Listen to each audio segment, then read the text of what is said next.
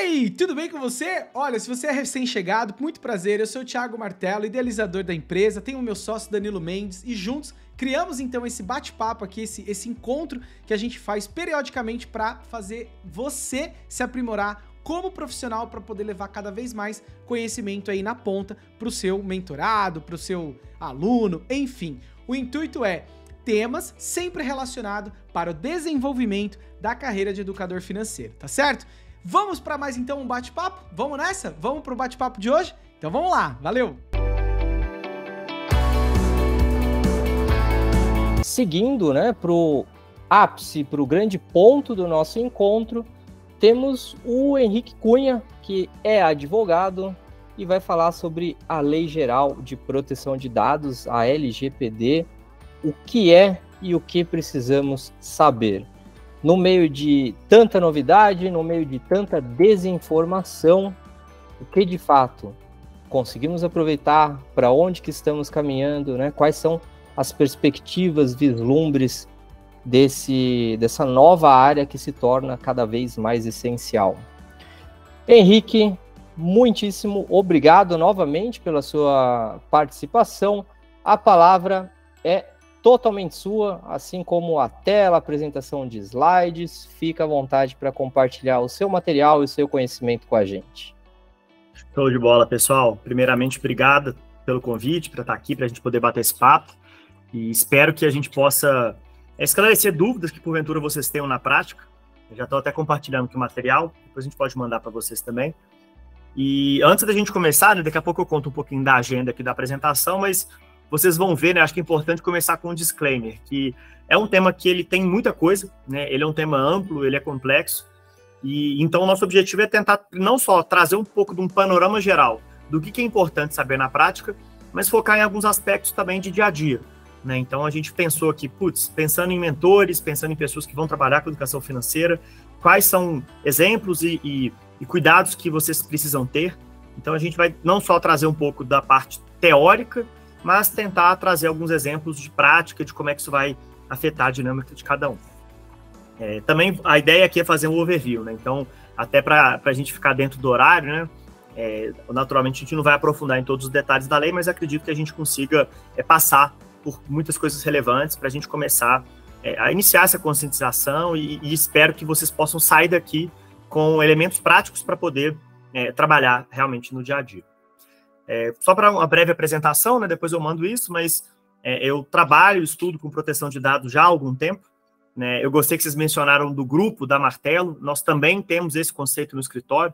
Depois, se der tempo, eu até conto um pouquinho do DECOM, que é o escritório do qual sou sócio, trabalho com a Gabriela, com a Gabi. Inclusive, né, é importante dizer que a gente está aqui, a gente tem escritório em Belo Horizonte, São Paulo, e tivemos que resgatar a Gabi lá de Salvador, né, porque o sarrafo é alto, então a gente viu que a Gabi estava lá, manda muito bem, então a gente precisou trazer para cá, porque realmente muito diferenciado. E então eu sou sócio também da Security Hub, que é uma empresa do grupo voltado para a segurança da informação. Aí eu dou aula em proteção de dados, direito digital em algumas instituições de ensino, tanto aqui em Minas quanto em outros estados, no Tribunal de Justiça da Paraíba, enfim, gosto muito da área, né? Vocês vão ver que é uma área super interessante, é muito rica, nos permite ter ela exige uma multidisciplinariedade bem interessante. Então, a gente busca sempre aqui no escritório trabalhar com a dobradinha, né, de conhecimento técnico com conhecimento prático para a gente poder sempre fazer um trabalho de qualidade. E, basicamente, eu vou dividir a fala aqui em 4 momentos, né, sabendo que a gente vai ter uns 20 minutos para bater um papo, para tirar dúvidas lá no final, contar um pouquinho sobre conceitos básicos de LGPD, como é que funciona a lei, quais são as palavras que vocês precisam entender, como se adequar, então o que as empresas têm que passar, né, pensando em adequação à lei, algumas boas práticas específicas, né, não só na parte jurídica, mas até em segurança da informação, e depois um pouquinho sobre o escritório, sobre outras coisas que a gente tem aqui de trabalho. Sem mais delongas, vamos lá. Para a gente ter esse nivelamento inicial, a gente tem algumas palavras, algumas informações que a gente precisa entender o que elas significam. Alguns conceitos da lei, eles parecem ser muito óbvios, mas quando a gente se depara com a realidade, eles não são tão óbvios assim. E antes da gente falar do conceito da lei, a gente precisa entender, a gente vai falar dos seus dados. Né? Todos nós somos titulares de dados, nós somos donos dos nossos próprios dados. E deixa eu ver se eu vou conseguir passar esse vídeo, vamos ver se vocês escutam. É uma brincadeira, é uma propaganda do Itaú, mas que eu acho que é uma boa abertura do tanto que hoje em dia a gente estamos expostos a ter nossa privacidade e ter os nossos dados pessoais violados. Vocês me contam, por favor, se vocês vão escutar. Senão, depois eu mando para vocês o link também. Estão ouvindo? Não. Eu acho que tem uma forma de compartilhar o áudio. Tem que ser compartilhar uma guia, né? Tem que ser compartilhar uma guia, né? Isso aí, ótimo. Boa. Vamos lá, vamos ver se agora vai. Eu não acredito. Você pode me dar licença, por favor? Sim, perfeito. Mas você não é a Renata Pereira Machado? RG 21, 816, 468, filiação Maria Pereira Machado, Walter Pereira Machado, aplicação 40% em renda fixa e 60% em variável. Peraí, eu não te conheço. Como é que você sabe meus dados? Todo mundo tem seus dados, né? Mas, aliás, você no provador? Eu achei que você não gostasse de privacidade, menino. Proteger seus dados não é brincadeira. O Itaú cuida da sua privacidade. Itaú, feito com você. Então, opa. Muito boa. Sensacional, então, assim, sensacional. É bem legal, assim, porque assim, é lúdico, é bobo, mas é exatamente isso, né? Então a gente vive num contexto em que a gente tem compartilhamento de dados em larga escala. A gente não sabe o que as empresas sabem sobre a gente, né? E é por isso que a gente precisa de uma lei de proteção de dados. Só para vocês terem ideia, assim, né, a nossa lei, o projeto que virou a lei de proteção de dados, a lei é de 2018, é um projeto de 2012. Então, assim, já tinha um tempo que existia a tentativa de se ter uma lei. Um dos grandes incentivos que a gente teve para ter a lei no Brasil foi um escândalo chamado Cambridge Analytica lá atrás, que a gente percebeu que existia um uso massificado de dados para nos fazer tomar decisões, muitas vezes, para nos manipular de uma forma que a gente nem sabia. Então, várias eleições mundo afora, reputa-se que elas foram diretamente afetadas pelo Cambridge Analytica, porque eles pegavam os dados das pessoas e conseguiam criar perfis e nos direcionar a partir disso. Então, realmente, nós somos titulares de dados. Então, antes de pensar na importância disso para as nossas empresas, né, para o nosso trabalho no dia a dia, é importante, proteção de dados é importante para a gente, na pessoa física mesmo. Então, isso é super importante compreender. E exemplos não faltam da importância disso. Acho que todo dia a gente vai ter um exemplo novo de algo que nos lembra da proteção de dados. Aqui só para trazer alguns exemplos aqui recentes. Então, já tem estudos que falam que o risco de crime na internet é tão alto quanto na rua, né? Então, a chance da gente ter uma violação na internet já está ficando maior do que da gente ser assaltado. Em especial, por exemplo, o caso de phishing, né, que são os e-mails que a gente recebe, você clica para o link, os dados são roubados. Né? Em São Paulo, né, a Via 4 foi condenada pelo reconhecimento facial no metrô. A parte de contratação de terceiros subiu muito a barra em virtude da LGPD. Então, as empresas precisam contratar empresas que, por sua vez, cuidaram de proteção de dados para evitar responsabilidade. A gente já teve uma empresa que foi condenada por divulgar o celular de uma empregada no site, né, como contato corporativo, deixou o celular da pessoa, foi condenada com base na LGPD. Do outro lado, a gente tem demissões por justa causa, porque o funcionário não observou a política de proteção de dados da empresa. Isso já é realidade no Brasil. A gente já teve instituições de ensino no Sul condenadas por violação da lei. Como a gente vai ver, né, o órgão que é responsável por fiscalizar a LGPD, ela pode multar, né, vou usar a palavra aqui, com efeitos retroativos, ou seja, Henrique, a gente tem alguma multa específica com base na LGPD pelo órgão responsável, que é a ANPD, Autoridade Nacional de Proteção de Dados? Ainda não. A gente tem os 8 primeiros processos administrativos sendo em tramitação agora, porque no mês passado a gente teve um regulamento que explica como é que as penas vão ser aplicadas. Mas, infrações desde agosto de 2021, elas podem ser objeto da fiscalização. Então, muito se engana quem acha que o que passou até agora já era. Não. Desde 2021, as sanções já estavam em vigor e a gente pode ter aplicação retroativa. A gente tem projetos que tentam já duplicar a multa por reincidência.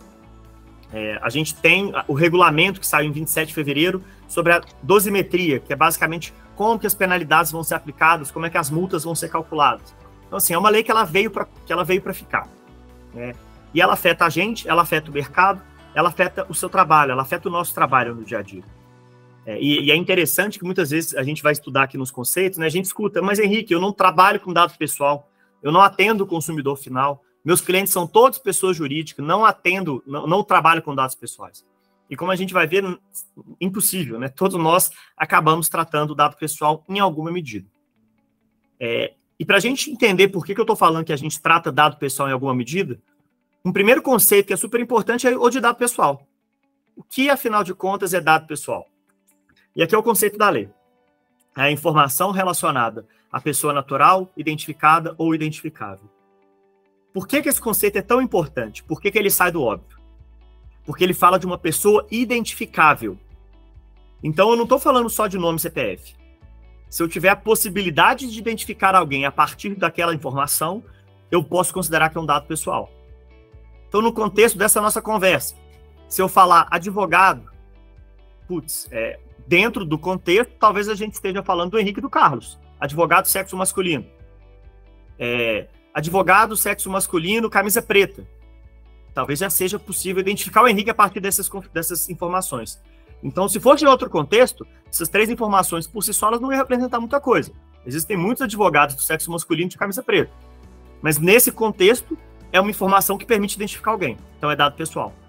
E eu falo assim, Henrique, então qualquer coisa pode ser dado pessoal, porque se eu começar a pensar num contexto, o que dá para identificar alguém, tudo poderia ser dado pessoal. Sim, é exatamente isso. A lei é muito abrangente. E ela é mais abrangente ainda por conta de um segundo conceito, que é o de tratamento de dado, que é o que a gente vai ver. Né? E quando a gente entra no conceito de dado pessoal, né, a gente tem várias categorias. Né? A gente tem dados pessoais, dados sensíveis, e dentro de dados sensíveis a gente tem dados de origem racial ou étnica, de convicção religiosa, opinião política, filiação a sindicato, a organização religiosa ou partido político, dados de saúde, dado genético, dado biométrico. A gente tem a categoria de dados de crianças e adolescentes. E por que essas categorias vão ser importantes? Porque a gente não só tem que pensar em tudo que a gente lida, que pode ser considerado um dado pessoal, como a gente tem que entender se é um dado pessoal que tem alguma dessas características. Porque se tiver, a nossa responsabilidade é maior. Né? E a gente também não precisa... E quando eu penso, dado religioso, eu não trato nenhum dado religioso. Mas olha só, talvez no documento de identidade de uma pessoa cuja religião é o judaísmo, se ela tiver tirado a foto de identidade com o kippah, talvez o documento de identidade que eu escaneei para fazer um contrato pode ser considerado dado pessoal sensível. Às vezes a foto no WhatsApp, se ela me mostra, por exemplo, alguma origem racial ou étnica, eventualmente algum lado de convicção religiosa, a foto no WhatsApp poderia ser considerada dado pessoal sensível, porque ela nos mostra essa informação. E a lei ela tem uma preocupação adicional com essas coisas porque são dados que permitiriam uma discriminação. Então, se permite discriminação, a gente vai ter mais cuidado. Então, a gente precisa começar a fazer exercício de entender, dentre as informações que eu tenho no meu dia a dia, qual que daria para identificar alguém e qual delas permitiriam eu extrair algumas dessas informações que nos gerariam a configuração de dado sensível que traz uma proteção a mais. E aí, por exemplo, né, se eu vou localizar dados em um contrato, e aqui a gente pegou um exemplo de um contrato simples de prestação de serviço, que eventualmente vai ser um contrato que vocês vão usar, né, mesmo que eu estou fazendo um contrato com a pessoa jurídica, tem alguns dados que eles são óbvios, são os dados da qualificação, já tem o dado pessoal ali. Né, então, se eu estou fazendo dado da pessoa jurídica, eu tenho que qualificar o sócio que responde pela pessoa jurídica. Então, eventualmente, esse é o dado pessoal, isso é claro. Né, e eu preciso, além disso, fazer esse exercício de reflexão, se existe alguma outra informação que eu lido no dia a dia que permitiria, em tese, identificar alguém. Aqui tem um exemplo que eu gosto de dar, que ele é bem, quase que assustador, mas ao mesmo tempo muito lúdico, que nos Estados Unidos teve um pai que processou a Target, né, que é aquela loja de departamento, né, americana, por entender que a Target estava insinuando que a filha adolescente dele tivesse condutas sexuais, porque a Target direcionava promoções de produtos de alguém que estava grávido para aquela menina.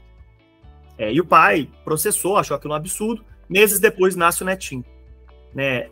A menina não sabia que ela estava grávida, o pai tampouco, a Target por algum motivo sabia. Mas não é porque ela conhecia a vida daquela pessoa, mas porque hoje em dia, quando a gente tem um volume de dados muito grande, não só a gente consegue identificar pessoas mais fácil do que a gente imagina, como a gente consegue chegar nesse nível de detalhes sobre a vida das pessoas. Então, assim, a gente tem um dilema muito grande nas mãos, porque no momento que eu cruzo informações que aparentemente não tem nada a ver, eles podem ser considerados dado pessoal. Né? Nesse caso, eles conseguiram triangular que aquela pessoa, aquela adolescente, tinha uma probabilidade de estar grávida por conta de histórico de consumo. Né? E os itens que ela comprava eram itens que isoladamente não mostravam nada. Né? O que eu sempre achei interessante, né, era um shampoo sabor amêndoas. Assim, era uma coisa que não tinha nada a ver com nada. E que permitiu identificar e, inclusive, criar estatisticamente uma correlação que se mostrou assertiva. E quando a gente fala de tratamento de dado, né, o que é tratamento? Por que eu estou usando essa palavra? Porque não só o que a lei coloca, mas qualquer coisa que você faça com dado é tratamento. Então, Henrique, eu não compartilho dado com ninguém, eu tenho isso aqui na minha nuvem. Se você está acessando, você já está tratando o dado. Se você elimina o dado, você está tratando o dado. Se você usa, você está tratando. Se você distribui, você está tratando. Então, em última análise, se você olhou para o dado, já é tratamento de dados. Então, também a lei, de novo, ela optou por ser muito abrangente. E quando eu vou pensar, por exemplo, num processo de mentoria, o que eu poderia ter que pensar? Não, mas, Henrique, me dá um exemplo. Se eu estou analisando um documento que tem dados financeiros da pessoa, exatamente, perdeu a causa, mas ganhou o netinho. E se você acessa os dados que contêm um dado financeiro para fazer um atendimento, isso é tratamento de dados. Se você usa o telefone, usa os meios de contato para agendar um atendimento, você está fazendo tratamento de dados. Se você fazer uma fotografia, você tira um print da live, se você tira uma foto para postar um evento no seu Instagram, você está fazendo tratamento de dado pessoal. Se você envia algum tipo de informação sobre o atendimento, então uma planilha financeira, uma apresentação, um relatório, isso pode envolver o tratamento de dado pessoal. Então, em várias coisas que no dia a dia a gente vai se deparar, a gente tem tratamento de dados e, portanto, a gente vai precisar tomar alguns cuidados, sob pena de ser penalizado realmente pela ANPD. E aí, entrando em algumas coisas, alguns conceitos que já vão nos mostrando um pouquinho do que a gente precisa fazer, um conceito que é super importante, que é um dos corações até da lei, é o conceito de base legal, que é basicamente o seguinte: se eu vou fazer o tratamento de dado, eu tenho que ter uma razão jurídica, eu preciso que a lei me permita fazer isso. No mercado, muitas vezes a gente escuta falar de consentimento. Legal, consentimento é uma base legal. Mas nem sempre eu preciso do consentimento. Porque a lei, ela me dá várias bases legais. Eu tenho pelo menos 10. E aí, se o dado é sensível, eu vou poder usar umas e não outras. Se o dado é de criança e adolescente, eu posso usar umas e não outras. A gente vai precisar fazer esse trabalho mais granular, aprofundar, entender. Aqui eu não vou, naturalmente, aprofundar em todas as bases legais. Mas algumas que muitas vezes elas são deixadas de lado e que são muito importantes são, por exemplo, obrigação legal. Às vezes eu tenho a obrigação de guardar aquele dado pessoal. Obrigação contratual, eu tenho um contrato que respalda o tratamento daquele dado pessoal. Proteção da vida, no contexto, às vezes, até de dado sensível. Então, nem sempre eu preciso do consentimento. É importante a gente entender, no caso concreto, quais são os dados que eu trato, por que eu trato, qual que vai ser o fundamento. É uma exigência da lei que a gente tenha esse fundamento jurídico. E não só eu preciso entender o fundamento, mas eu preciso entender por que eu preciso daquele dado. Porque um dos objetivos da lei é que ninguém trate dados sem necessidade. Porque, no final das contas, eu quero proteger o titular. Eu quero que o titular tenha o poder de decidir quando os seus dados vão ser tratados. E que os dados só possam ser tratados se eu tiver uma situação que justifique isso. Então, eu preciso que o dado tenha uma finalidade. Então, a lei determina que você só pode usar dados se você tiver uma finalidade específica e que o dado seja necessário para cumprir essa finalidade. Que o tratamento seja adequado e que eu dê transparência para o titular. Então, um exemplo bobo, mas que é muito realidade ganhei uma calça de aniversário, vou trocar a calça. Vou lá na loja, a loja me pede meu nome, meu CPF, meu endereço, quer tirar uma foto minha para fazer a troca da calça. Qual que é a finalidade? Trocar a calça. Mas é necessário? Eu preciso, talvez, do endereço completo do Henrique para fazer a troca da calça? Não, Henrique, eu preciso. Eventualmente, eu preciso emitir uma nota fiscal. Ok. Mas e a foto? Você precisa da foto? Você precisa do nome de filiação? E assim vai. Então, é muito comum no mercado falar assim, mas meu sistema exige. Não. Você não tem necessidade, uma finalidade, um fundamento jurídico. Em tese, você não pode fazer aquele tratamento de dados. Então, a gente precisa mergulhar no processo, no procedimento, para conseguir entender se eu tenho uma justificativa, se eu estou fazendo um tratamento legítimo, sob pena de eu estar descumprindo a lei. E nós, enquanto titulares, os nossos clientes, que são os detentores de dados, nas pessoas físicas, a lei assegura uma série de direitos. né? Aqui também não vou me delongar tanto neles, mas a gente tem que lembrar que o titular é o detentor do dado. Então, eu posso ter que confirmar para aquela pessoa que eu tenho dado dela, dar o acesso, retificar, ou seja, corrigir dados que não estejam atualizados. O titular ele pode se opor àquele tratamento de dados. Fala assim, mas eu tenho um fundamento. Ele pode se opor e, eventualmente, pedir para o dado ser eliminado.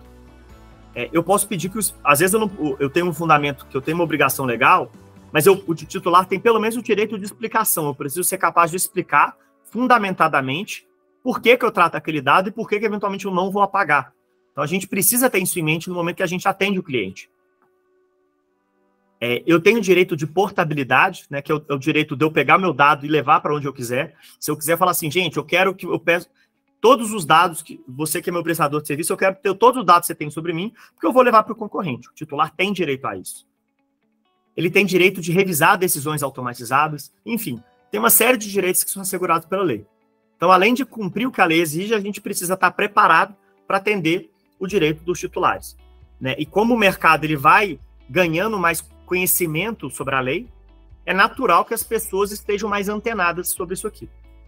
A analogia que a gente faz é o direito do consumidor. É como se fosse uma nova lei que vai causar um impacto tão grande quanto o do direito do consumidor. Que hoje todo mundo sabe, por exemplo, que você compra uma coisa na internet, você pode trocar em 7 dias.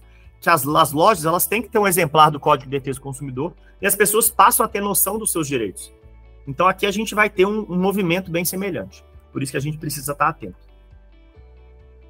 E um outro conceito que a gente também precisa estar atento é que eu preciso ser capaz de entender qual é o meu papel enquanto agente de tratamento. Ou seja, se eu estou prestando um serviço, por exemplo, e eu trato o dado do mentorado, eu preciso entender se eu sou a pessoa física ou jurídica que toma as decisões sobre aquele dado, ou seja, se eu sou o controlador do dado, ou se eu estou só executando ordem de alguém, sou operador. Então, por exemplo, se eu tenho uma plataforma online uma plataforma em que as pessoas podem acessar lá o marketplace para contratação de educador financeiro, por exemplo. Eu vendo para os educadores financeiros uma plataforma. Eu não sei o que as pessoas vão colocar lá, as pessoas têm liberdade para usar minha plataforma. Então, às vezes, a empresa da plataforma ela pode ser operadora, porque quem vai decidir qual dado vai colocar, como vai ser feito, vai garantir o direito titular é a pessoa que está usando a plataforma, que seria o controlador. Então, a depender do que eu faço no meu dia a dia, eu preciso ser capaz de identificar em que posição eu estou, porque a lei vai trazer responsabilidades específicas para cada pessoa que cuida de dados. Então, vocês vão vendo, né? A gente tem uma série de conceitos e cada conceito vai ter uma série de impactos práticos. Então, a gente precisa passar a ter uma noção ampla da lei para conseguir entender, por exemplo, que se eu atendo uma pessoa, eu preciso garantir que ela tenha direitos, eu preciso saber o que eu faço, eu preciso saber identificar quais são os dados dela que eu trato, eu preciso ser capaz de saber quais são os processos internos do meu negócio que envolvem tratamento de dados, eu preciso ser capaz de dizer se tem ou não tem determinada base legal, se aquele dado, qual é a minha finalidade, por que eu preciso daquele dado, ou seja, qual é a necessidade daquele dado, qual que é o meu papel, se eu sou operador ou controlador. Tudo isso precisa ser feito na prática. Então, a LGPD, o grande ponto dela é que ela nos exige uma reflexão sobre como a gente trabalha. Né? Em última análise, esse é o principal condão da lei. A gente pensar nos procedimentos internos. Então, ela acaba tendo um ganho indireto ali que vocês vão ver que é de gestão. Que eu preciso organizar melhor, estruturar melhor o que eu faço para eu conseguir saber se eu tenho ou não tenho, por exemplo, a necessidade de ter aquele determinado dado. Né? E é muito comum a gente se deparar com infrações da lei no dia a dia. Então, por exemplo, esses dias mesmo eu leciono uma instituição de ensino superior que eles me deram um formulário para emissão de nota fiscal que pedia qual que era a minha identificação de raça. Por que fazia isso? Porque provavelmente era um formulário que estava lá há muitos anos e que ninguém parou para pensar se precisava ou não precisava daquilo. Para emissão de nota fiscal não precisava daquela informação, mas eles coletavam. Né? E quando a gente vai parando para pensar no dia a dia, muitas vezes a gente fala assim, olha, eu não sei por que eu peço isso. Né? Porque meu sistema pede isso, eu não sei por que o sistema pede isso. A lei já não vai aceitar mais essa desculpa, né? Ela vai exigir que a gente esteja realmente atento às mudanças. A gente tem infrações que são basicamente o descumprimento das obrigações da lei. Então, tudo isso que eu estou trazendo aqui são obrigações legais, ou seja, para além de que, eventualmente, a gente pode ter ganhos se a gente organizar a casa, qualquer um desses descumprimentos pode gerar uma multa, pode gerar uma sanção administrativa. né? Vou explicar quais são as possíveis penalidades. Então é importante a gente entender que também tem esse lado punitivo da moeda aqui, e que as penalidades elas podem ser diversas. Então, eu posso ter uma advertência, né? O órgão responsável pela fiscalização pode só falar, olha, você não teve uma base legal aqui, e te dar uma medida corretiva. Eu posso ter multa simples, né? E esse regulamento que saiu no mês passado nos dá um norte muito claro sobre como isso funciona, né? Até para quem tiver interesse, depois pode entrar em contato. A gente até estruturou um e-book em que a gente aprofunda nesse regulamento. Como é que calcula a multa? Quais são os parâmetros, etc. Então, quem tiver interesse, a gente pode compartilhar esse material. Vai ser um prazer. A gente tem multa diária, né? Então, caso a empresa não se adequou, todo dia pode ter uma multa adicional. E tem algumas coisas que às vezes são até mais graves do que a multa, né? Que às vezes a gente fica muito focado na multa, mas, por exemplo, publicação da infração. Então, imagina para vocês aí que estão construindo a empresa, construindo um novo negócio, tem que publicar que você infringiu o LGPD. Imagina o impacto disso perante os clientes. Muitas vezes isso gera um impacto financeiro maior do que qualquer multa, né? Às vezes quebra o negócio. O órgão pode determinar a eliminação dos dados, o bloqueio do tratamento daqueles dados, pode mandar suspender parcialmente o funcionamento do banco de dados, suspender a atividade que está sendo feita de tratamento, ou até mesmo proibir a atividade. Ou seja, em última análise, em virtude de descumprimento da lei, pode ser proibido o exercício de uma atividade pela empresa.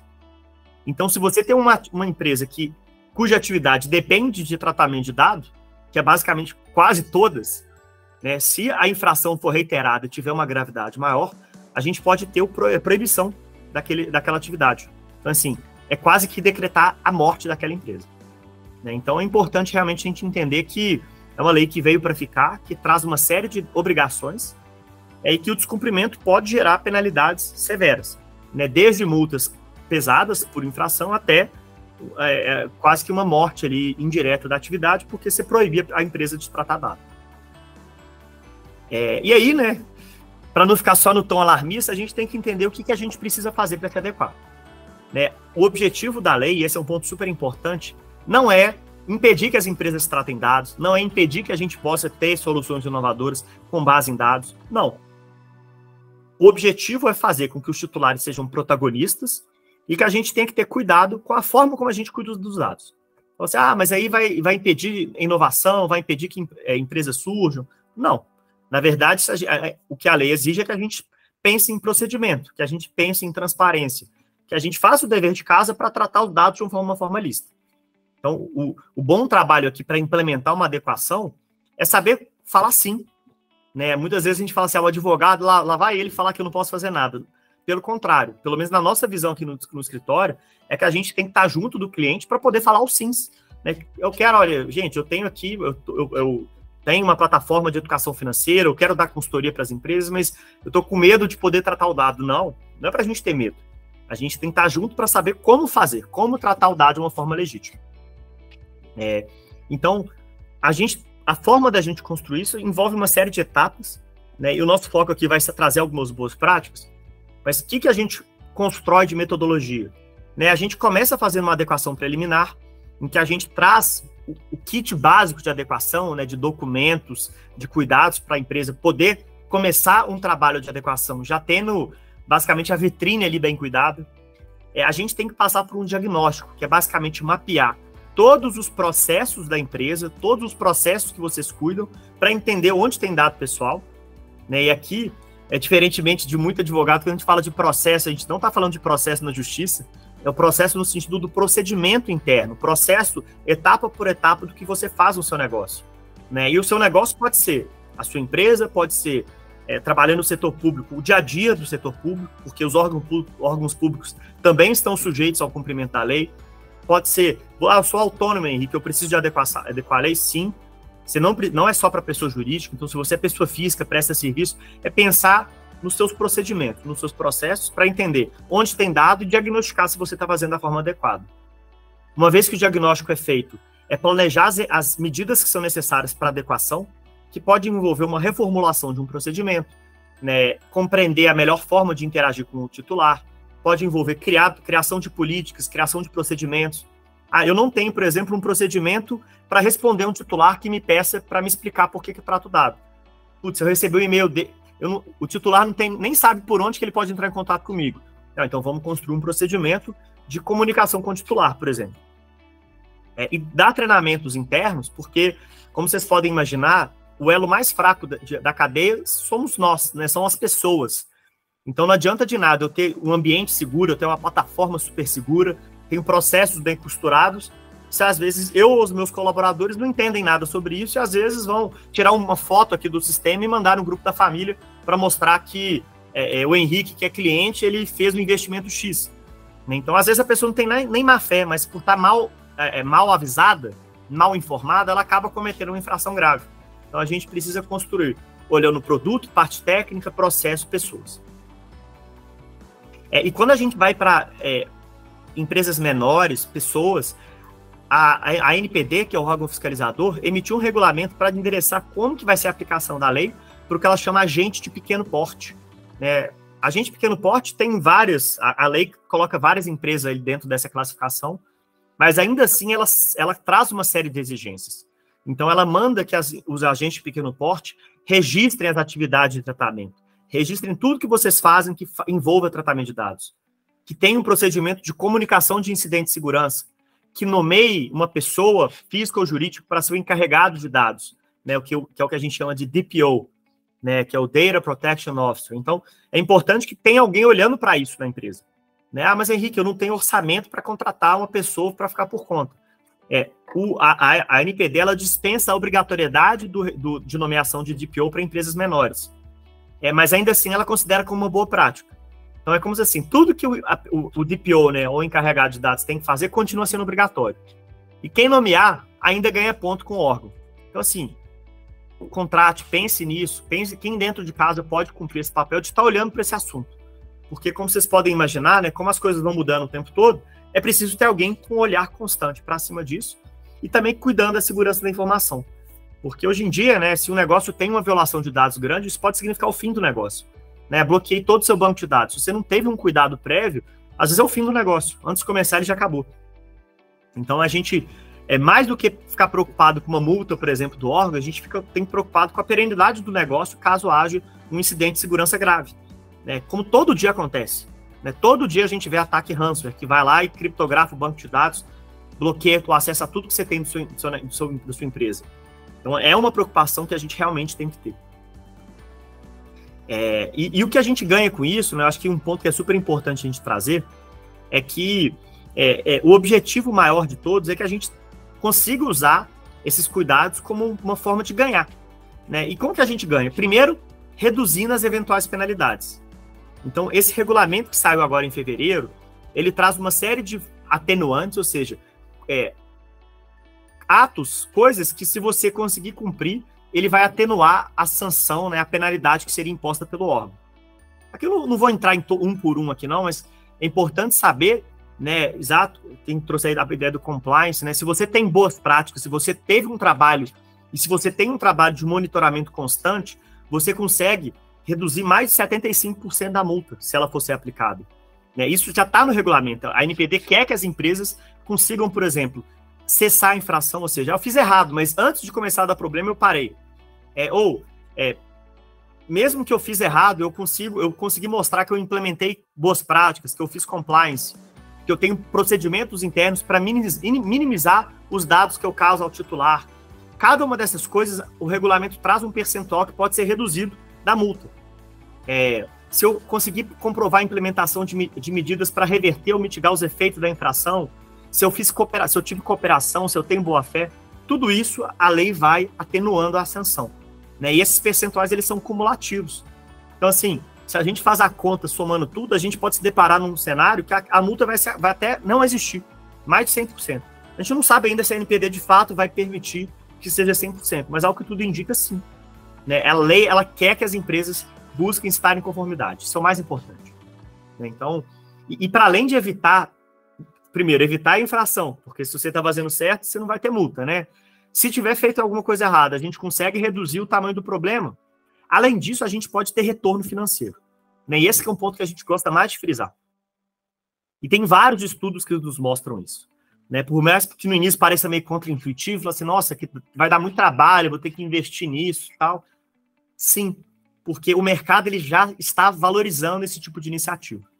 Então, esses estudos aqui, né, a gente tem estudos da McKinsey, tem estudos da Cisco, do Edelman Trust Barometer, várias empresas grandes internacionais já mostram que, por exemplo, o mercado consumidor já reconhece e prestigia empresas, por exemplo, que têm uma política de privacidade transparente.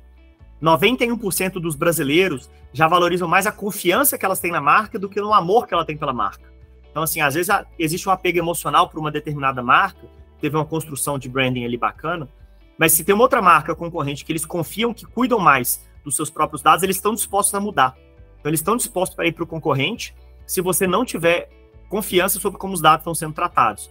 Então, eu faço gestão financeira, né, eu consegui mostrar que eu tenho esse cuidado com os meus alunos, isso gera valor de mercado, né? E tem vários estudos que entrevistaram várias empresas na Europa que, por exemplo, colocam que para cada libra que as empresas investiam em proteção de dados, elas ganhavam, tinha um ROI de 2,7 vezes. Então, elas ganhavam quase que o triplo, indiretamente com os ganhos de eficiência, de lealdade com o consumidor, de evitar perda com vazamento de dados. Então, a gente realmente tem uma série de benefícios que a gente tem ao cuidar disso. Então, o mais importante é a gente ver o lado bom dessa moeda, de mostrar que é uma oportunidade da gente se organizar melhor, da gente organizar melhor os procedimentos internos, da gente evitar que a gente tenha perda dos dados, vazamentos, infrações. Então, gera valor de mercado, assim, esse é um ponto super importante. Não sei como é que nós estamos de tempo aí, né? Se bater os 40 minutinhos. Ô, Henrique, eu tô controlando aqui, ainda temos 6 minutos e 13 segundos. Perfeito, então é o que eu preciso. Que é o que a gente precisa na prática. Começando já, quais serão as dicas que a gente pode ter no dia a dia para evitar as dores de cabeça, para poder começar a ter um pouco desses ganhos que eu comentei aqui. Como vocês perceberam, né, isso envolve uma reformulação completa dos seus processos. Então, é uma virada de chave que a gente precisa dar. E como é que a gente pode começar a fazer essa virada de chave? A gente precisa começar se questionando, pensando no assunto. Então, quais dados eu trato diariamente? O titular sabe, né? Então, eventualmente, seu cliente, o cliente do seu cliente, o seu funcionário também é titular de dados. Ele sabe que você trata esses dados? Eu estou dando transparência? Por que eu trato o dado? Eu sei qual que é a finalidade? Está claro por que eu trato esses dados? E eu uso os dados só para essa finalidade? Ou seja, é necessário? Eu realmente preciso dos dados? Eles são necessários, né? Eles estão adequados? O tratamento que eu faço, ele está observando boas práticas? Eu pensei em ter um compliance? Eu organizei isso dentro de casa? Eu tenho um sistema adequado? Com quem que eu compartilho? Será que eu estou tendo cuidado de só compartilhar, por exemplo, com um prestador de serviços que eu sei que também se preocupa com esse assunto? Será que a plataforma que eu contrato para usar, ela está adequada em matéria de proteção de dados? Ou será que se ela não se preocupou com isso e que ela pode ser objeto de um vazamento de dados que vai me prejudicar, mesmo que eu esteja cuidando do assunto? Ou seja, o armazenamento é seguro? Eu me preocupei em contratar, por exemplo, uma nuvem, um servidor que está adequado, que é seguro? Quando que eu posso excluir os dados? Então, eu tenho uma noção clara, já que eu entendi a finalidade e a necessidade, eu já sei quando que eu não preciso mais daquele dado. Eu tenho um procedimento para apagar os dados periodicamente depois que eu não precisar mais deles? Então, assim, nos contratos, né, então essa é uma parte importante também, eu tenho cláusulas de proteção de dados estruturadas que observam a realidade da minha relação com o cliente? Então, assim, são perguntas que vocês já podem começar a se fazer. Você se fazer essa pergunta não significa que de pronto já vai estar tudo adequado. Mas no momento em que a gente começa a refletir sobre o assunto, a gente já tem um ganho muito grande. O que a gente mais observa, que o principal, que é o ótimo de Pareto, é a gente conseguir entender como que a gente resolve 80% dos problemas. E 80% dos problemas, muitas vezes, a gente resolve fazendo o básico, que é gerar essas reflexões e pensar na parte de segurança da informação em algumas coisas que são importantes. Por exemplo, controle de acesso. As plataformas que eu uso, eles têm controle de acesso. Se eu tenho um negócio que, às vezes, vamos dizer que tem 5 pessoas ali, as pessoas só acessam os dados que elas, de fato, precisam acessar. Eu uso autenticação multifator. Muitas vezes aquela chatice de, além da senha, eu tenho que cadastrar um SMS, tenho que cadastrar um multifator de autenticação. Essa chatice é necessária, então eu já faço isso. Na hora que eu faço um armazenamento externo, Eu tenho os cuidados que são necessários, então, ou eu fico transferindo o dado para pendrive à torta direita, ou eu tento já guardar, por exemplo, tudo na minha nuvem. Se eu já parei de salvar em pendrive, parei de salvar no desktop, a gente já tem um ganho muito grande. Eu tenho um canal unificado para compartilhar documentos, ou eu uso WhatsApp, e-mail, envio de qualquer jeito. Eu tenho um cuidado na hora de receber e compartilhar dados dos meus clientes. Eu tenho um meio institucional. Eu tenho um antivírus. Né? É tão simples quanto isso. Eu tenho um antivírus que está operacional. As minhas senhas, eu deixo de compartilhar elas, eu pego todas as minhas senhas, anoto no caderninho e deixo em cima da minha mesa. Né? Então, senhas fortes, as minhas senhas, elas têm um nível de complexidade adequado. Então, assim, essas pequenas dicas, elas fazem uma diferença absurda. Né? Então, assim, tem muitos estudos que mostram que com esses pequenos cuidados a gente pode, de fato, reduzir talvez até quase 80% dos riscos de um vazamento de dados. Né? E só para vocês entenderem o tanto que essa parte de autenticação multifator e senhas rígidas é importante, esse aqui é o tempo que um computador softwares que são usados para quebrar senha, quanto tempo leva para quebrar uma senha nossa. Então, se você tem uma senha de 8 números, 8 letras minúsculas, na verdade, eles conseguem, já é possível quebrar sua senha de forma instantânea. Se você tem, por exemplo, 6 números e uma letra minúscula, instantâneo. Então, por que os aplicativos têm te pedido senhas maiores com letra minúscula, letra maiúscula, caractere especial e número? Porque quanto mais complexo fica, mais tempo um computador que já foi configurado para quebrar senha demora para conseguir. Então, se eu tenho 12 dígitos na minha senha com uma letra maiúscula, número e caractere especial, o computador precisaria de 34 mil anos. Então, já ficamos mais tranquilos. Né? E esse gráficozinho, ele nos assusta, porque muitas senhas nossas estão nesses 22 minutos, às vezes, que é necessário para quebrar uma senha, ou seja, segurança é praticamente nada. Então, esses pequenos cuidados já nos dão um ganho incremental muito significativo. E aí, né, para evitar o problema de esquecer a senha, a gente tem softwares que buscam cuidar de gestão das senhas. Então, a gente já tem software criptografado para você gerenciar a sua senha. Você só precisa saber a senha de um software que, por sua vez, vai gerenciar de forma criptografada todas as demais. E existem esse aplicativo até de forma gratuita. A Apple tem, Google tem vários aplicativos que já fornecem esse tipo de solução, que já te dá um ganho incremental absurdo. Né? Então, às vezes, ter algumas maldades realmente nos ajuda a entender que isso aqui não é chatice, né? Porque é chatice até a gente ter o primeiro problema. Né? E aqui no escritório, como a gente vive muito isso, a gente já viu muito problema acontecendo. Então, assim, não vale a pena deixar o problema aparecer, de verdade. E aí, eu imagino que devo ter mais um minutinho aí, 30 segundos, só para não deixar de apresentar o escritório, né, como um todo. O Decom é um escritório que ele é voltado para o ecossistema de tecnologia e inovação. Então, a gente está em Minas Gerais e São Paulo, e a gente acredita muito numa forma diferente de fazer o direito. Como vocês estão vendo aqui, a gente não gosta de falar difícil, a gente não está aqui de terno e gravata, porque a gente entende que isso não isso não gera valor para o cliente. Então, a gente tem que ter uma excelência técnica, a gente tem que ser focado em qualidade de serviço, atendimento ágil, assertivo, de conseguir resolver problema. Então, nós somos resolvedores de problemas, né, e essa nossa aposta tem sido mostrado muito acertado. Né, então, a gente tem tido um crescimento super bacana nos últimos tempos, atendendo diferentes segmentos do mercado, um número bem grande de clientes, de diferentes segmentos. Né, então, a gente tem desde empresas de tecnologia, até empresas super tradicionais, então, Rede Mater Dei, Supremo, Pleno Alimentos, né, grandes empresas bem tradicionais, mas que entenderam que eles precisavam de um parceiro que ajudasse a fazer negócio, né, até startups super de vanguarda de mercado. Então, temos aí realmente uma carteira super bacana, com resultado muito legal. Então, os números que eu falei aqui, que a gente está preocupado em evitar multa, em gerar eficiência, é porque a gente entende que o direito é um ferramental para que negócios prosperem. Né?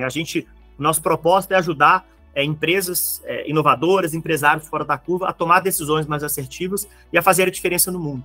Né? Então, quando a gente está falando de finanças, também vocês estão ajudando as pessoas a tomarem melhores decisões e eventualmente, a tornar o mundo um lugar melhor, com investimentos mais seguros, mais inteligentes. Né? Então, a gente busca muito trazer resultado, e aqui tem alguns dos resultados que a gente tem, né, que a gente trouxe ao longo do tempo. E a gente tem várias áreas no escritório. Né? O digital é uma das verticais, né, que eu represento, que a Gabi também está comigo, mas a gente tem parte de compliance, governança, societário, investimentos, M&A, contratos, propriedade intelectual, proteção de software, proteção de marcas, regulação de tecnologia, direito trabalhista, tributário, contencioso, né? Aqui sim o processo judicial também a gente cuida. Então, sempre dentro desse propósito de ajudar empresas a prosperarem, né? Então, bom, obrigado aí pelo tempo, espero não ter estourado, acho que ficamos aí dentro do tempo. E agora eu queria escutar vocês um pouquinho, né? Qualquer dúvida, qualquer coisa, estou às ordens aqui para a gente conversar. Henrique, cara, não estourou, tá? Passou um minutinho.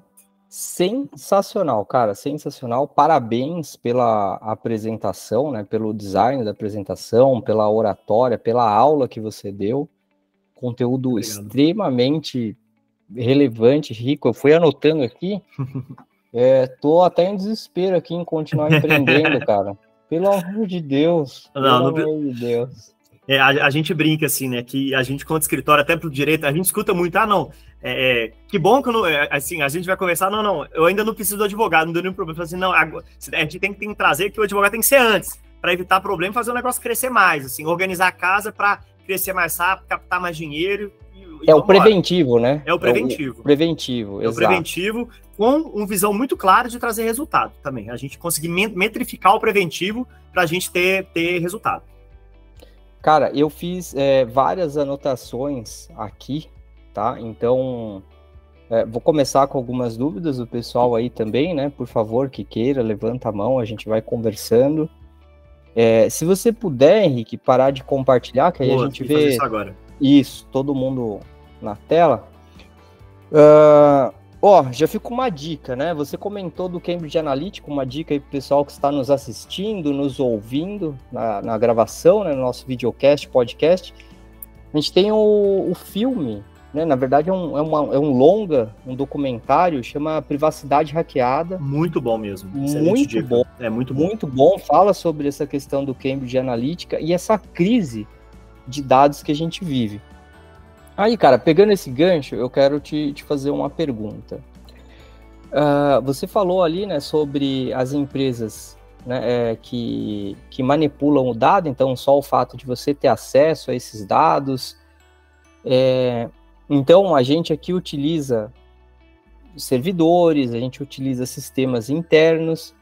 Eu queria entender um pouquinho até onde vai a nossa obrigação, né, onde somos, entre aspas, aí, corresponsáveis, co-solidários, né, até que ponto essas empresas, por exemplo, sei lá, Google, a gente usa aqui o Drive, né, armazenamento na nuvem, até que ponto eles têm que fornecer essa proteção, o que pode acontecer com a gente, caso sejamos invadidos, né, e um outro ponto, cara, que é extremamente crucial, hoje as empresas, elas vivem de rede social, de coleta de cookies, como você falou ali no caso qual que é o nome? Da Target, né? Uhum. Você consegue mapear tudo isso do seu consumidor, e aí quando ele chega perto, a gente faz aqui um cadastro, né? Então, onde você conheceu, onde isso, onde aquilo. Para o cliente, para o processo, não tem relevância, mas a gente trata esses dados para conseguir melhorar os nossos indicadores, para conseguir entregar para um público mais assertivo, um serviço de maior qualidade. Cara, como que fica tudo isso com essa mudança, né? Porque o marketing, as redes sociais, a tecnologia, é extremamente dinâmico, né? Então, como que fica isso? Vamos lá, então, pegando a primeira parte aqui, sobre a responsabilidade, né? Você está contratando o Google, né? Que é o mercado, boa parte do mercado faz. É a Amazon, a AWS, é Google, soluções da própria Microsoft. Então, assim, isso entra até num tema que eu gosto bastante, né? Que é da responsabilidade das plataformas intermediárias, das Big Techs. Né? E aqui, o que a gente tem que ter em mente? Primeiro, a lei, ela trabalha com uma ideia de responsabilidade, de uma potencial responsabilidade solidária, em alguns casos. O que isso significa? Que, a depender do caso, as empresas podem sim responder solidariamente, ou seja, a LGPD ela quer proteger o titular do dado. Então, se tem duas empresas ali que estão tratando dados entre si, pode ser que ela vai fazer com que qualquer uma delas pague a indenização, entre aspas, e depois elas discutem entre si de quem que era a culpa. né? Essa aqui é um pouco da dinâmica da responsabilidade solidária. Olha, vocês têm que, igual a responsabilidade, vocês pagam depois, ou seja, garante o titular, e depois vocês entre si discutem de quem é a responsabilidade efetiva e podem pedir o que a gente chama no direito de regresso, que é basicamente, olha, eu paguei para o titular, mas a culpa era sua, me paga de volta. Então a lei tem várias hipóteses desse tipo de situação. Agora, quando a gente fala do uso de plataformas externas, a gente passa, essas grandes empresas, elas passam a ter um cuidado adicional de nos dar o máximo de segurança possível. Então várias dessas empresas buscam trazer uma documentação de segurança cibernética muito robusta, porque se não fosse assim, elas não teriam clientes. Então a gente, enquanto mercado, essas empresas elas passam a ser benchmark em proteção de dados, em segurança cibernética, porque a gente precisa confiar nelas, de certa forma. E a gente precisa entender qual que é o papel de cada uma delas enquanto controlador ou operador de dados. Porque a lei, ela não tem interesse, o objetivo da lei não é punir de forma indiscriminada as pessoas. Então, se eu sou controlador de dados, eu fiz tudo possível, adotei todas as medidas técnicas razoáveis e disponíveis para tratar os dados. E, eventualmente, dentro disso, eu contratei uma solução de uma Big Tech, né? A expectativa, né, e aí a gente não sabe exatamente ainda como que vai ser decidido, é que isso seja considerado como prática de mercado e que a gente não vai ter uma responsabilidade indiscriminada. Porque a lei ela já admite que é impossível a gente cercar por todas as frentes. Então, essa ideia das medidas técnicas razoáveis e disponíveis aparece na LGPD. Então, as empresas de tecnologia grandes, elas passam a se preocupar cada vez mais em trazer segurança, porque se não for isso, ninguém vai contratá-las. Então, elas tendem a ter uma documentação robusta. E a lei, ela vai, por mais que exista a possibilidade de uma responsabilidade solidária, ela vai levar em consideração se foram adotadas as medidas técnicas razoáveis e disponíveis. Então, às vezes, quando encontro um pequeno player, uma empresa de pequeno porte, médio porte, eu contratar uma solução cloud da Google, por exemplo, é a medida técnica razoável e disponível que eu tenho acesso. Eu não poderia estruturar, eu não tenho capacidade financeira de estruturar algo mais robusto do que o próprio Google faz. Então, isso vai ser levado em consideração. É o que mitiga um pouco do risco de você contratar empresas que vão te ajudar a ter o arcabouço, esse é o back-office. Mas é importante que a gente entenda, que a gente avalie se os nossos prestadores de serviço, nossos fornecedores, de fato estão se preocupando com isso. Então, a Google, ok, né, a gente é um grande player, é um nome que tem uma proteção e que o mercado reconhece, ok. Mas se eu vou contratar uma plataforma, um CRM, né, um CRM pequeno, etc., o mais adequado é que a gente faça um processo de auditoria desse fornecedor para garantir que a gente pode fazer negócio com eles. Porque se a gente é negligente na contratação de um fornecedor, e lá na frente isso estoura um problema, como é que eu vou conseguir chegar no órgão e falar que eu adotei as medidas técnicas razoáveis e disponíveis, se eu nem quis saber se é aquela empresa lá que não é o Google, que já não oferece uma solução que o mercado já entende como adequada, era boa o suficiente? Então isso sim aumenta o nível de exigência que todo mundo passa a ter de fornecedor. Cara, um ponto legal aí que você trouxe, né, pegando o gancho, é de repente vocês fazerem uma cartilha aí, um checklist, como um e-book, por exemplo, né? Pontos para avaliar num prestador de serviço, num fornecedor, num software. Cara, o que vai ter de gente buscando isso aí, o que vocês vão ter de dados captados, né, vai ser sensacional. Total, legal. Inclusive, a gente até tem um formulário, depois a gente pode mandar aqui para vocês também. E assim, até pegando o gancho de conteúdo, né, vou até mandar para vocês, a gente até tem um artigo que explica exatamente essa parte de cookies, né, e é uma pergunta excelente, porque, de fato, a gente tem interesse, você tem um site, você tem interesse em ter acesso aos cookies, entender qual foi a jornada do usuário no site, para melhorar a sua experiência do site, né, e a NPD, né, ela emitiu um guia explicando como que vai ser a compreensão dela sobre cookies, né, até a gente está até participando, contribuindo com a NPD, no sentido de sofisticar a compreensão dela. E aí a gente tem que lembrar da ideia da base legal. Por quê? Cookies, a gente tem cookies que são necessários e os cookies que são não essenciais, né, opcionais. Tem alguns que a gente precisa para o site funcionar, né, para a pessoa poder clicar numa página e às vezes avançar. Tem cookies que são necessários para o funcionamento. E tem cookies que eles são opcionais, às vezes, para melhorar o marketing, para eu gerar ali um insight. Uma base legal possível, e aí tem que avaliar o caso concreto, naturalmente, é o legítimo interesse. Existe uma base legal, que a LGPD aceita como boa, que é o legítimo interesse, ou seja, A empresa pode falar que ela tem um interesse legítimo em acessar aquelas informações, por exemplo, para fins de marketing. Só que aí eu preciso avaliar. O interesse é legítimo mesmo? Né? Como que a gente sabe? Aí tem uma metodologia, que é fazer um assessment de legítimo interesse. Porque não só eu tenho que apresentar por que eu entendo que é legítimo, como eu tenho que apresentar que o titular ele tem uma expectativa legítima que eu trataria aquele dado. Então eu preciso mostrar que o que eu quero fazer é legal e que as pessoas já têm expectativa por estar nivelado de mercado que eu vou tratar aquele dado. Então eu tenho que buscar a base legal que me permita fazer isso. Então podemos... Então, não a gente pode ser só tentar. legal pra gente, né? Tem que ser legal pro outro também. Exatamente. Então, em muitas vezes, o legítimo interesse ele resolve. Eu não preciso pegar consentimento em todas as vezes. Muitas vezes vocês vão ver site lá, eu aceito todos os cookies, eu concordo, eu dou meu consentimento. Às vezes não precisa. A gente tem que avaliar qual que é a finalidade desse cookie. Aí ele é necessário para essa finalidade? A base legal, o legítimo interesse funciona? Funciona. Se funciona, tá tudo certo. A gente vai ser só da transparência. Eu vou avisar para as pessoas que eu estou tratando aquele dado. Se ela estiver em desacordo, ela entra em contato com o meu e-mail aqui e pede para parar o tratamento, mas eu não preciso do consentimento dela. Em outros casos, em que a gente não consiga defender o legítimo interesse, aí sim eu tenho que ir para o consentimento. Aí fala assim, olha, você está de acordo com tratar esse dado? Eu vou tratar o cookie para melhorar a sua experiência, para que você, na próxima vez que você faça um carrinho de compras aqui, eu já lembre suas preferências de te ofertar um produto melhor. Você está de acordo? E aí, beleza. Então, a lei ela tem que lembrar sempre disso, né? Ela não vem para impedir o uso dos dados. A gente só tem que entender como eu vou viabilizar o uso dos dados. Elogiar, né, o trabalho dele. E já fiquei aqui pensando que toda vez que eu participo do grupo, né, das reuniões, eu faço o print. Hoje não vai ter publicação desse print. A gente já pode dar o consentimento aqui, se for o caso, né? Legítimo interesse, às vezes já é suficiente. Então, sensacional, Lady. Essa questão de lei de proteção dos dados é bem interessante. E nós que trabalhamos que também temos que formar um banco de dados, até porque quando tem um produto novo, oferecer para aqueles clientes que já foram, que já atendemos e tal. E aí tem aquela famosa regrinha que a gente coloca lá no formulário, se a pessoa aceita, né, deixar os dados para uso, aceitar e-mail.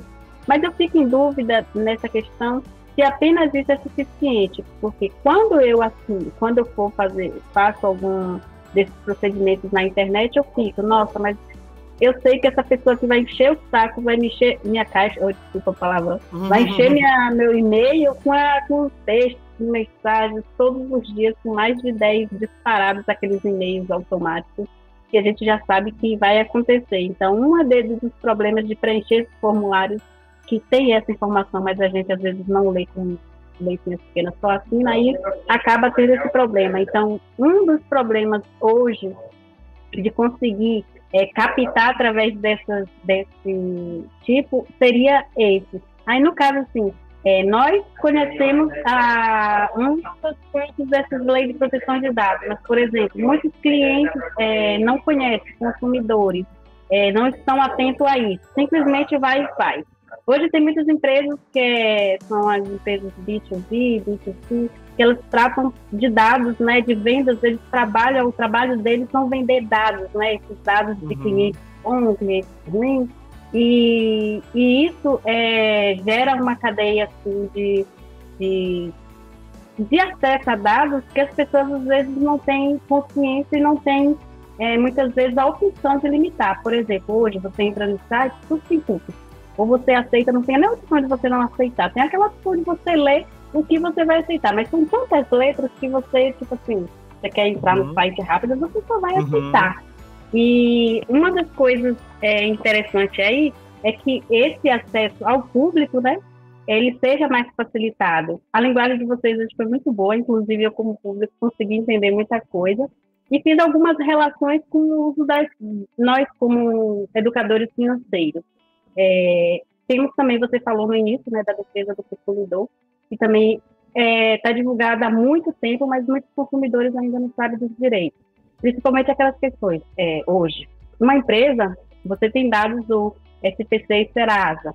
As empresas, elas não podem consultar esse seu dado, se sua ficha suja ou não, se o CPF está restrito ou não, sem o seu consentimento, mas as empresas vão lá e fazem essa consulta. Então, se você tem acesso a essa consulta, só que tem que pagar, é caríssimo, né? E você descobre que a empresa fez essa consulta sem autorização, você pode acionar. Mas a maioria das pessoas não sabe disso, não conhece esses termos, assim como a lei de proteção de dados, que muita gente, né, acaba dificultando. E o que você trouxe hoje facilita para a gente, né, que somos... Eu mesmo sou economista, conheço algumas coisas de boas práticas, governança corporativa, compliance, que também já não é muito da área de economia, mas que é interessante para aplicação da atividade empreendedora, e que isso que vocês trouxe hoje foi de muita ajuda, principalmente para o meu trabalho. Legal, Leide.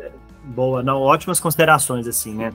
E um ponto que eu acho que talvez o principal para te responder e para a gente começar a conversar em cima é: muitas empresas estão fazendo errado, tá? Então, assim, por que eu estou falando isso? Porque na hora que a gente fala, você fala, às vezes tem um consentimento que eu vou digitar ali rapidinho, que eu quero entrar no site, eu dou o consentimento e vou, e aí tem um monte de explicação específica, eu não quero, que às vezes você não vai ler, porque senão você passa mais tempo lendo termo de consentimento na internet do que fazendo qualquer outra coisa na sua vida. Isso a lei não entende como um consentimento válido. Então, muitas empresas têm buscado aí falar, o meu consentimento é você dar um ok lá, aleatório. Isso não é suficiente. Por isso, o consentimento ele é uma base legal, a gente usa quase que por exceção, porque ele é muito complexo de ser válido, né? O que a lei entende como consentimento? É uma manifestação livre, informada e inequívoca do titular. Ou seja, você tem que conseguir mostrar que de forma inequívoca, ou seja, com certeza absoluta, ele entendeu tudo que está ali e ele está realmente consentindo com o que vai ser feito. E o que muitas empresas às vezes não fazem é falar a finalidade, a necessidade, o que vai ser feito, quando vai ser feito, com quem vai ser compartilhado. E se ela não faz isso, a gente pode se deparar com a situação do consentimento não ser válido. E é o que a gente mais vê no mercado. Assim, eu sei que boa parte das empresas cai nessa. Você consente? Estou consentindo com o quê? Né? Com quem você vai compartilhar? Qual é o seu propósito? Por quanto tempo esse dado vai ser armazenado? Né? E aí muita gente também entende que vou fazer a adequação e proteção de dados, tá aqui a política do meu site, pega uma política padrão qualquer na internet e fala assim, eu estou de acordo com a política. Assim, na prática, isso e nada é praticamente a mesma coisa. Porque se o consentimento não é inequívoco, e se a gente fala de consentimento em contrato, ele ainda tem que estar em destaque, então assim, eu preciso garantir que a pessoa realmente entendeu, né, a gente tem um consentimento que possivelmente não vai ser considerado válido. Então, a lei ela vai dar uma movimentada no mercado com o tempo para fazer com que as pessoas tenham que fazer mais do que isso. Isso é insuficiente. Então, eventualmente, por isso que se eu tenho outra base legal que se justifica, execução de um contrato, legítimo interesse, enfim, obrigação regulatória, vamos seguir com esse caminho, porque senão a gente se depara com um cenário que vai ser só para inglês ver. Né? E ao que tudo indica, só para inglês ver não vai ser suficiente. Né? É igual direito do consumidor. Muitas empresas também fazem coisas que, pela lógica do direito do consumidor, não pode. Letra miúda em contrato, etc. Mas aí o que acontece? Vai para o judiciário entende que aquilo ali é leonino, né, que é basicamente um contrato de adesão, e, entre aspas, não vale muita coisa entre as partes, e entende de acordo com a lei. Então a gente vai ter um movimento bem semelhante, que vão ter empresas que vão tentar tapar buraco de uma forma superficial, que não está de acordo com a lei, e que na hora do vamos ver, muito provavelmente não vai ser aceito como adequado. Então o que a gente precisa fazer é realmente fazer um exercício de reflexão. Né? Na prática, é melhor a gente admitir, assim, ter uma relação de transparência com o titular do que só pedir um consentimento genérico ali. Porque, pelo menos, já que a ideia é a gente conseguir mostrar boas práticas, boa-fé, governança, compliance, a transparência é um carro-chefe, é um dos pilares. Então, é melhor eu ter transparência, ainda que eu não esteja fazendo tudo perfeito, porque a expectativa, né, a gente não sabe exatamente ainda, mas a expectativa é que o órgão vai ser razoável, de entender que as empresas vão levar um tempo de maturidade, que o tema é novo no Brasil, e voltar naquilo que eu falei lá até na parte de contratação de fornecedor, na medida técnica, razoável e disponível. Então, se eu tenho empresa, eu tive o cuidado de ser transparente, de coletar o consentimento só do que eu acho que realmente faz sentido, de fazer o dever de casa, cuidar dentro do que é possível, né? Porque às vezes financeiramente você não vai conseguir cuidar de tudo, né? Isso é o caminho mais adequado, assim, na minha leitura. Eu tenho um comentário e uma pergunta para fazer na sequência. comentaram, foi uma situação que aconteceu comigo esses dias. Nós já ficamos acostumados a passar o nosso CPF para qualquer compra que a gente faz, né? Então, assim, o CPF, que é uma informação, né, bem sensível, já virou comum a gente... Primeira coisa que a pessoa dá antes do bom dia é o CPF, né? E a gente acaba passando. E numa grande loja, esses dias eu fui fazer uma compra e eles me pediram o meu e-mail, né? Antes de qualquer coisa, eu cheguei, entreguei o produto, qual que é o seu e-mail? E aí eu achei a pergunta estranha, né? E até falei para atendente, eu falei, posso, o e-mail, né? Aí ela falou, assim, é o e-mail para colocar no sistema aqui e tal. Aí eu falei assim, não quero informar o meu e-mail, né? Eu acho que não tem necessidade, né, para compra.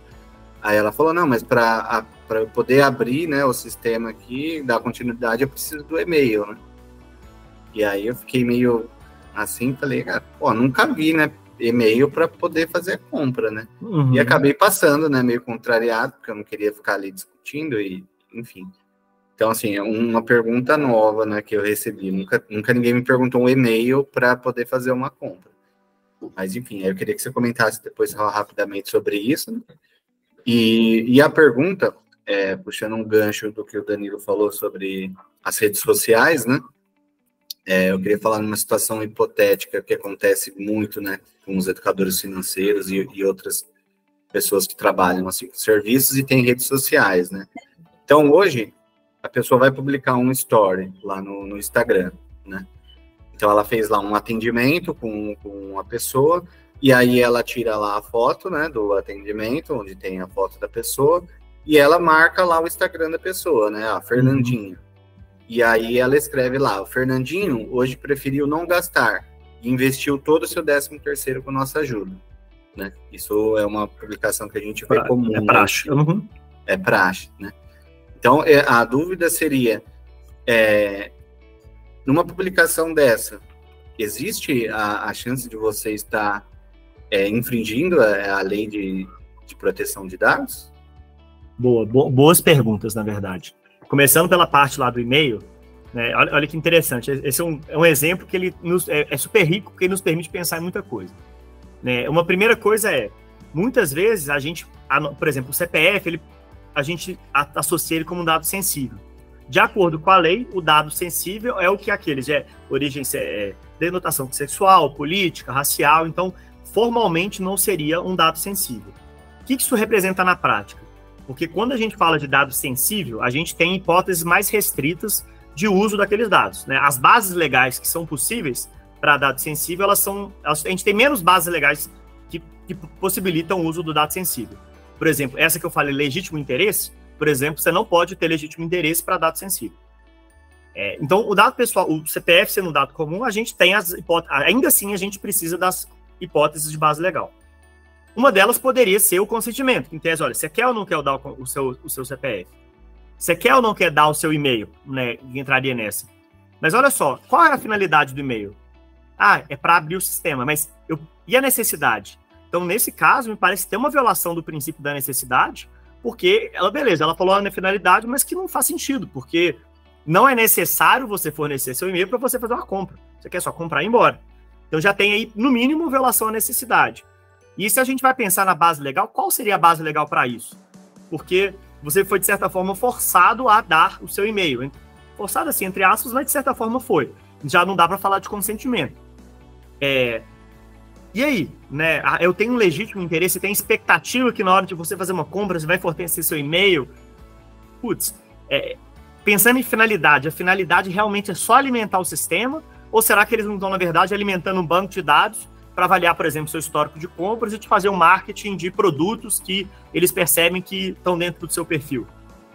Seria totalmente diferente se eles exigissem o mesmo e-mail com uma política clara. Olha, nós pedimos o e-mail para que a gente possa te dar desconto assertivo para o seu caso de uso. A gente não compartilha seu e-mail com ninguém, a gente tem os cuidados, nosso DPO é fulano, te dá toda a tranquilidade que eles realmente só usam para aquela finalidade e que aquilo ali vai ser bom para você.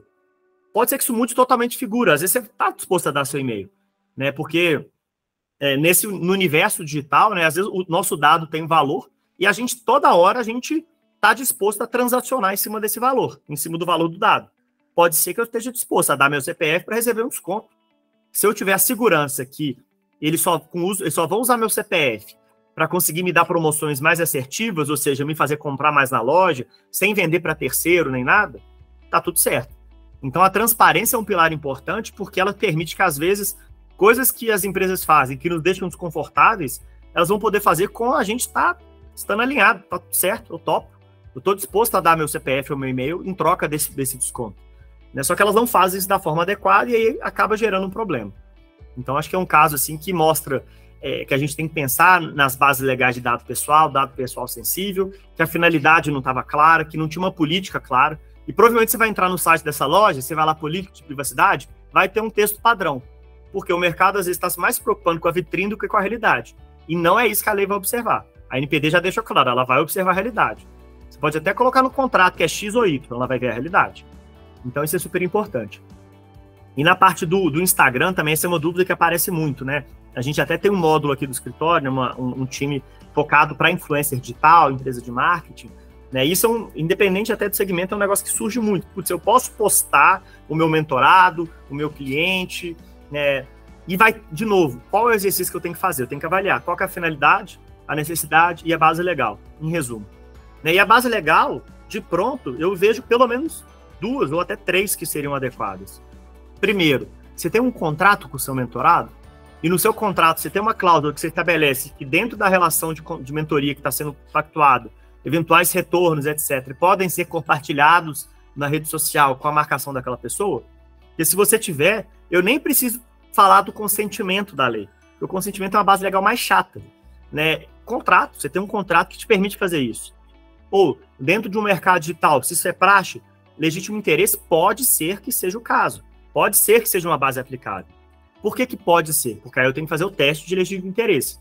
Porque a depender da exposição, a depender da expectativa, ele não se enquadra. Ela é uma base que ela tem um caso de uso super interessante, mas que para evitar excesso, né, a lei ela nos traz algumas formalidades que a gente tem que cumprir, que é fazer um relatório, fazer um estudo específico. Pode ser o caso. Então, se a finalidade é divulgar o conteúdo, né, divulgar a mentoria, divulgar que existe sucesso em te contratar como mentor. Você precisa de compartilhar aquela pessoa para gerar credibilidade, gerar autoridade. Tem necessidade. Eu tenho um contrato, ou dentro da dinâmica, a pessoa sabe que eu vou postar, ela já está ali, tem o legítimo interesse, está tudo certo. Só que a gente tem que tomar esses cuidados, porque, por exemplo, vamos dizer que eu entendi que é o legítimo interesse. Fazendo o contrato estava gerando atrito comercial, não estava fazendo sentido, eu vou pelo legítimo interesse. Aí eu tenho que lembrar, putz, mas na hora de eu compartilhar, eu não posso compartilhar dado sensível. Porque o dado sensível, por sua vez, eu não posso ter legítimo interesse. Então, um dado que denota origem racial, étnica, política, etc., o ideal é que a gente já não compartilhe, se eu estiver usando o legítimo interesse. Então, assim, não tem um problema em você compartilhar, mas é importante fazer esse exercício. E de pronto, assim, né, se tivesse que dar uma consultoria aqui sem analisar com muito detalhe o caso concreto, né, então, que naturalmente seria importante fazer isso, talvez seja mais fácil colocar no contrato, que vocês podem divulgar o resultado, etc., marcar, dando o direito de oposição ao titular. Olha, no contrato deixa, mas se você não quiser, você me fala que eu tiro. Isso já ajuda muito, porque mostra que você está preocupado com o assunto e que titular você tem protagonismo. Se você quiser, mesmo que está no contrato, pode tirar. Então isso também já ajudaria bastante. Parabéns mesmo, Henrique, pela condução, pelo que você disse. Eu acho que condensa bastante as informações, é bastante amplo, né, os conceitos, se abrir a cabeça, né, para esses conceitos que a gente às vezes acha claros, eles não são tão claros assim. Era mais para compartilhar mesmo a experiência que vivenciei no final do ano passado até. Como eu falei, eu sou gestor do Núcleo de Conciliação do TRT, e dentro da política que nós fizemos, atendemos a empresa e, como de prática, a gente tenta sempre fazer a divulgação para mostrar o que a gente faz. E eu me lembro que, no pós-encerramento, eu tinha negociado no processo e pedi autorização a eles para divulgar. A advogada que acompanhava o processo falou, não tem problema, pode divulgar, não tem problema algum. Não demorou algo em torno de 30 minutos, 1 hora depois, aí foi a empresa que trabalha, que tem ações na bolsa, que ela está no mercado, e tudo, e aí demorou uma hora, recebi a ligação da diretoria de marketing da empresa, pedindo que a gente sustasse qualquer publicação naquele instante, porque precisaria passar pela avaliação precisa da área de marketing, da área de gestão da empresa, porque poderia impactar, ou da mesma forma, impactar nos resultados da empresa e no resultado da bolsa, porque a gente estaria colocando aí, poderia sair uma divulgação de imagem não favorável a ela pela campanha. E na época eu acordei com eles que assim, a gente iria elaborar o texto, a Secretaria de Comunicação nossa iria elaborar o texto, e foi um texto assim bem superficial, né, do tipo, o país é lindo, o céu é azul, tá todo mundo lindo e pronto, né, não entrar no mérito mais específico, né, e passamos para eles para poder a gente voltar a manter a política e fazer a divulgação não no resultado em si, mas do resultado pela conciliação. Então a gente tem que pensar, você estava falando várias coisas, eu estava imaginando o quanto a gente mudou e o quanto minha área hoje, o que a gente faz, a gente sofre algumas perguntas assim do tipo, por que vocês escrevem tanto num ata de acordo? Eu falo assim, eu falo muito por medo, porque quando eu faço hoje, eu digo que a parte está consentida, que eu li a ata, que ela viu, do que eu escrevi. E a gente tem a questão de transparência, né? Vão deixar tudo claro aqui. Deixar claro, exatamente. As partes concordam que eu divulgue o Pix para ela fazer o depósito. Então, hoje eu estou assim, e a gente veio e o tradicional, ainda mais dentro do judiciário, então você tem um tradicionalismo mais marcante. Sempre foi assim, nunca teve problema. Beleza, deixa para quem está antes de 2020, que não tem problema nenhum. Eu já passei da página, então assim. Até a divulgação, então, a outra lei que estava falando, assim, hoje a gente vai fazer a divulgação, posso publicar, posso dizer, vocês concordam que a gente faça uma matéria, então, assim, tudo a gente tem colocado o mais específico possível, que as partes consentem, que as partes querem divulgar, sempre colocando para eles essa responsabilidade, compartilhando essa responsabilidade, que antigamente a gente fazia isso aí sem consultar ninguém, né? Passava o rodo. Nem passa na cabeça, né? Oxe, não... E hoje a gente tem uma crítica, assim, que as pessoas não estão acostumadas com esse modelo, que a gente começou a fazer adaptações, e a pergunta, para que escreve tanto? Eu falei, não, não está fazendo mal a ninguém, deixa aí, deixa do meio. Mas aí é mais para compartilhar mesmo essa experiência. Não, legal demais, né? E ver o tanto que é interessante, assim, é um tema realmente rico, porque além de saber essas nuances jurídicas, eu tenho que saber de mapeamento de processo, como eu mencionei, a gente tem que saber de TI, eu tenho que saber de comunicação, porque muitas vezes o problema maior para uma empresa, como é que você comentou, não é nem a multa, é a publicação, porque às vezes aquilo ali gera um impacto de mercado absurdo, né? Então, a gente precisa ter um olhar muito amplo, muita coisa ao mesmo tempo, para a gente poder entender realmente os impactos.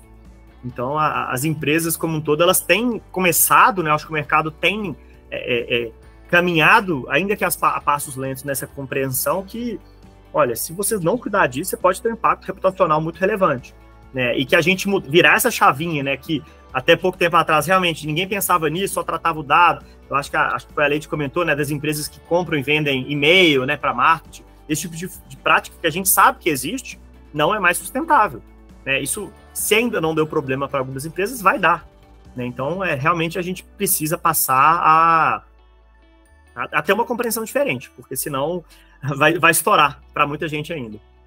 Agradecer mesmo pela oportunidade, realmente uma linguagem de fácil acesso e entender, né, voltado para o nicho do educador financeiro é muito bom, clareou muitas coisas.